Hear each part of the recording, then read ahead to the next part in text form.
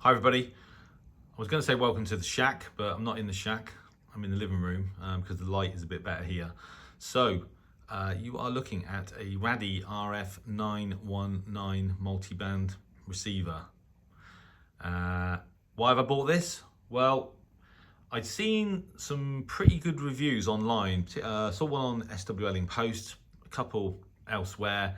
The general feedback of this receiver has been excellent. And then one of my subscribers, Jim, also mentioned it to me. And I said to him I'd already looked at buying one, but they're quite difficult to get hold of. This one I purchased via Amazon, but it came from outside of the UK. They're quite expensive. I think it was £240.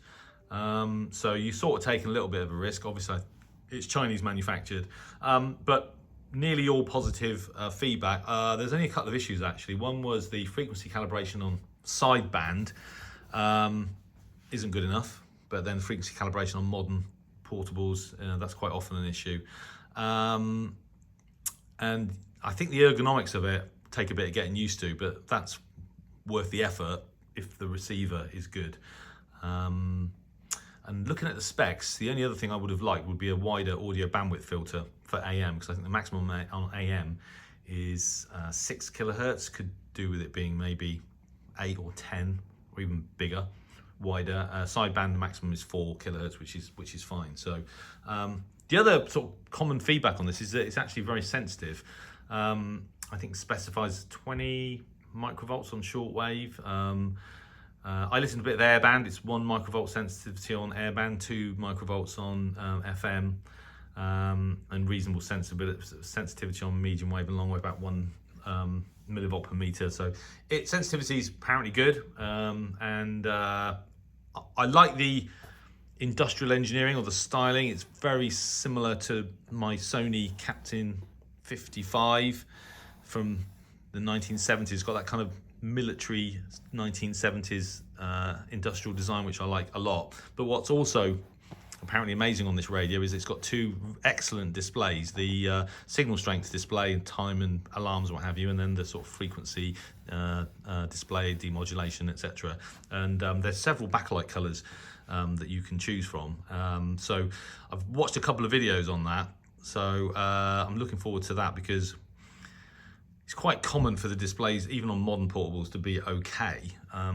People are describing the displays on this radio as the sort of best of all time, so which will be good. So I'm going to do an unboxing video now. I don't do many of these, but that's because I mostly buy second-hand radios, which obviously most of the time, if you buy them from a rally, quite often don't come in boxes. So yeah. So let's see what's in the box.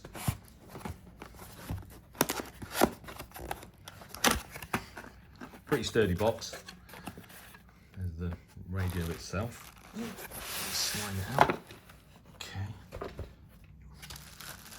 In green, military green, which I quite like. Quality, I don't know if you can see that. Quality control passed. Good start. Go. It's got a kickstand on it. I know that from watching videos, similar to the H501X. So there it is. I find it quite a handsome beast, I have to say. It is very, very retro, 1970s. There's a lot of buttons on there that need pushing, but if we have a quick look. So one other feature of this radio is it's got several antenna input options. So you've got an option for an external loop, so you can put a loop antenna in here, and then there's an option for like a whip antenna in the top here, and then on the back of the radio there's a more standard socket, 3.5 millimeter, for medium wave and short wave.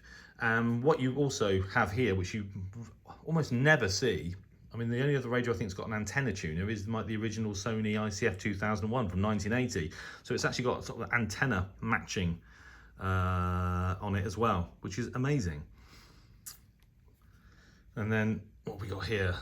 Oh yeah, lock, unlock button, and then auxiliary output, headphone socket. You can put a micro SD card in here and use it to play music, and then there's a USB Type-C charger for the rechargeable batteries.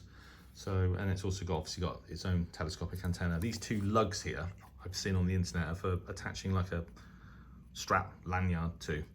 So there you go. So impressed. The build standard looks pretty good. I'm not sure about the materials. It's obviously plastic, but looks as good as anything else I've bought recently. And I can already tell without even switching it on that obviously got a large display for the time and the frequency and what have you. Let's see what else we've got in the box. We've got some cards here. RF919, so that's the receiving circuit block diagram for reference only. There's some information about the antenna, external antenna inputs on the top of the receiver. It just says Shortwave 2 is for a ring antenna, so that's just a lost in translation. They mean the loop antenna, of course. And then there's some information on how to use the antenna tuning that's built in to the rig, so that's useful. Okay, and then we have another box with some stuff. I was going to say I'm assuming the batteries have been here, but they're obviously not. The batteries are obviously in the radio because the time's on, unless it's got an internal battery, which I don't think it has. So what we've got, USB Type-C charging cable included, very good. I read somewhere that it comes with a brush for cleaning it, for brushing it. I hardly believed it, but there it is. And there's a little screwdriver here. I'm not sure what the intention of that is, but all good. Little bag with the lanyard. What else have we got? Oh yeah, that's the external antenna for AM and long wave, I presume. Similar to the Texan PL360, but obviously much smaller. So that's a good addition, which I'd forgotten about. And then what else have we got? We've got, I think that's the app. There's an app on your phone, I think, that you can use to connect to this via Bluetooth and operate it remotely, which is something I probably won't bother doing, but I could. I assume that they've got the apps written for Android and iOS, which is what I've got. And then there's a booklet, user's manual. Small, compact and bijou, but with a lot of small print. So there you go. That's what's included in the box. So yeah, I'm quite excited. I'm more excited about using this radio than I have for a new radio that I purchased for quite a long time. Let me see if I can just lower this down a little bit and get a better look at it. So there you go. As I said, I think it's quite a handsome beast. I think there are 6 or 7 different backlight colours that you can use, that you can choose with this radio, and I'm pretty sure that, here we go, you have to do it with the radio off. So colour set 4 is green, 5 is blue, 6 is kind of mauve purple, 7 a different shade of blue, 1 green, what's that, orange. So there you go. It'll be very interesting to see how good that looks in the dark. So yeah, it's all looks good to me. I think the ergonomics are going to take a bit of getting used to, if I'm honest with you. Having sort of looked online and looked at all the small print in the manual, but that's absolutely fine. This is also confusing. This is the power button, but it's got sleep and then a power button. So if you press it for too long, you end up in sleep mode. But if you want to just switch the thing on, you get the little bit of Morse code.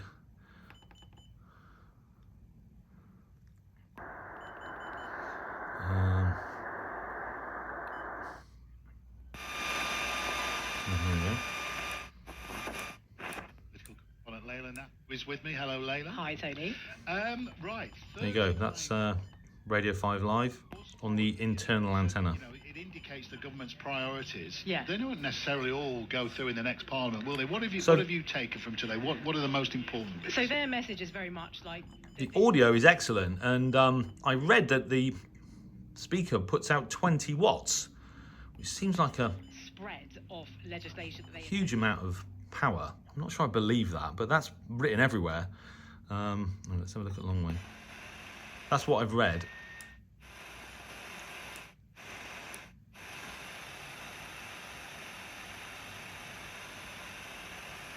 I'm just relying on the internal antenna. I haven't unpacked the external AM antenna yet.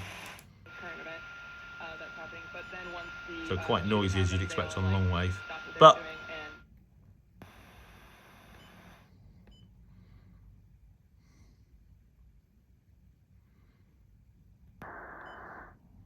asking about some of the things that we heard about in the manifesto.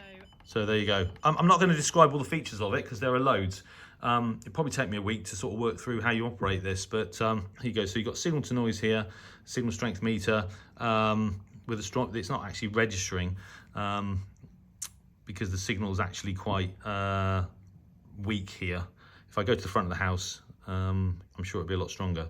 But in fact, let's just try. Statement of intent. So I think railway priority is public ownership, because they also need to set up the infrastructure, for example, to take that back. The Great British Railways. I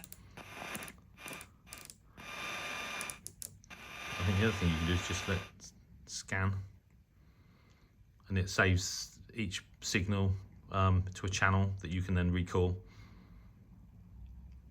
So yeah, so anyway, that's the unboxing video. So I thought that would be of interest to you. I'll have to work with this rig a lot more to familiarise myself with it.